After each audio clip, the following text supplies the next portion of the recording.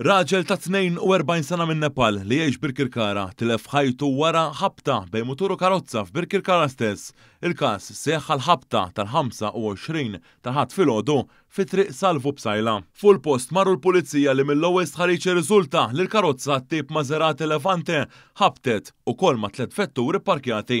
Ix-xufier u żewġ passiġġiera tal-karozza ħarbu minn fuq il-post. Fuq il-post wasal tim mediku sabiex jassisti lis-sewwieq tal-mutur. Sfortunatament huwa ġie ċertifikat mejjed fuq il-post.